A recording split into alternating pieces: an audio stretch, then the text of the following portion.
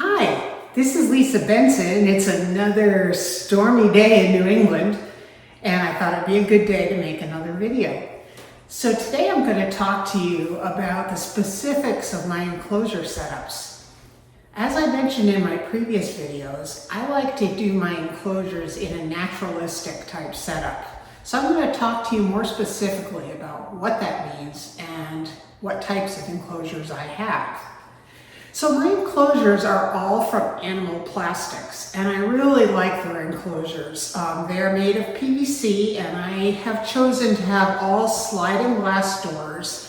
I like the glass because it doesn't scratch, it's easy to clean, and I like the PVC because it does a good job in retaining temperature and humidity. I asked for extra slots for ventilation, and I get the white LED lights, and I really like the light that puts out.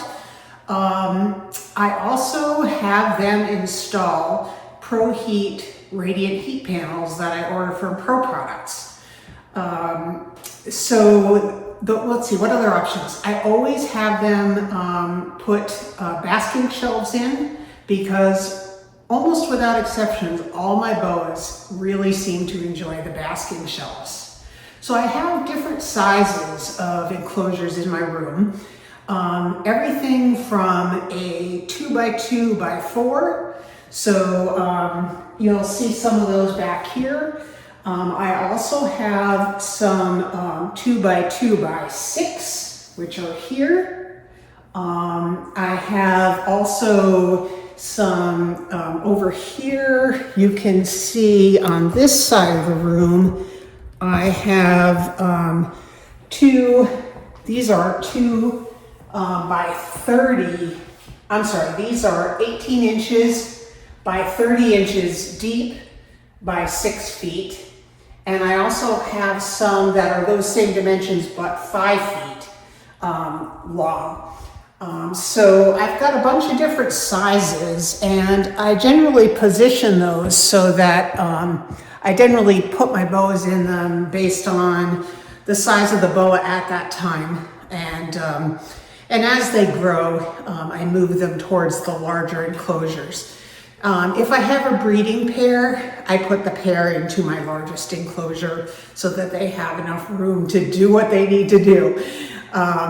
So what goes into the enclosures other than the types of things I talked about that, come just by default, the lock, the glass, the basking shelf, the light, the heat panel.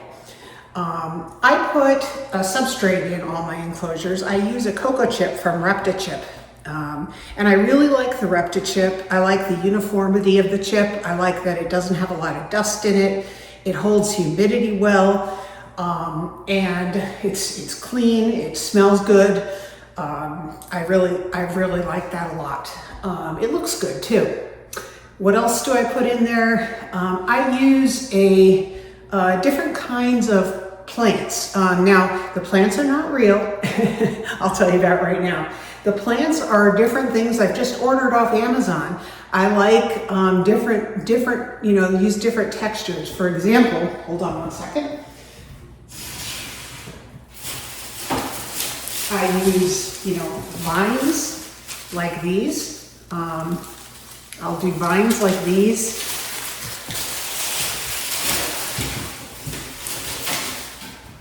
Sometimes I'll hang these, from ventilation. In some cases,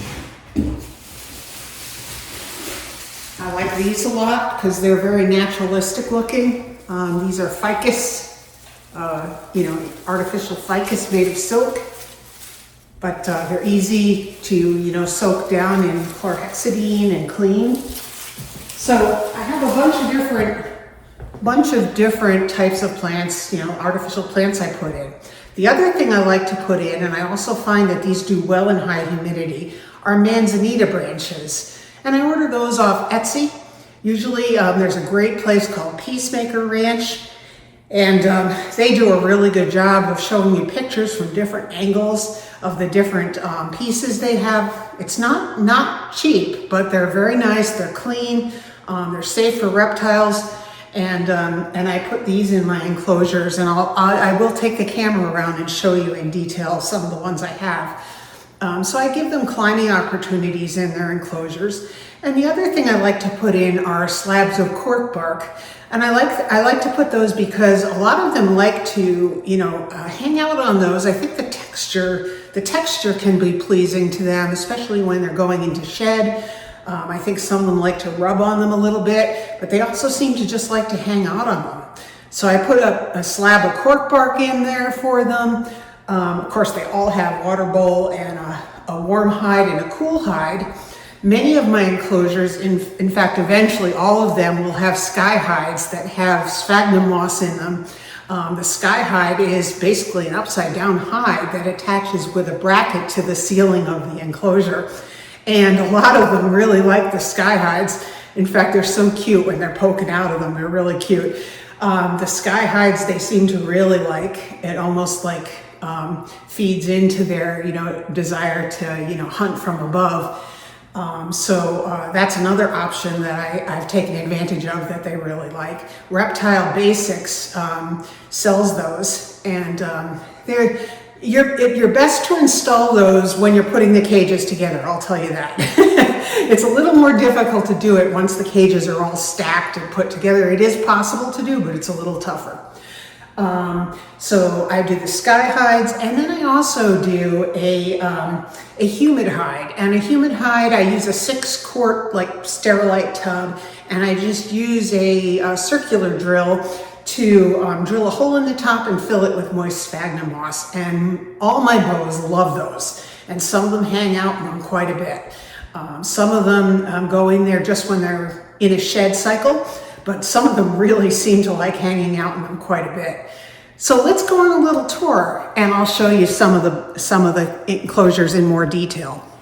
Here's an enclosure I have for one of my boas. This is actually the only morph boa I have, Harlow, and you can see here he has a basking shelf that only goes halfway across, and I do that in some of the enclosures that are 18 inches tall.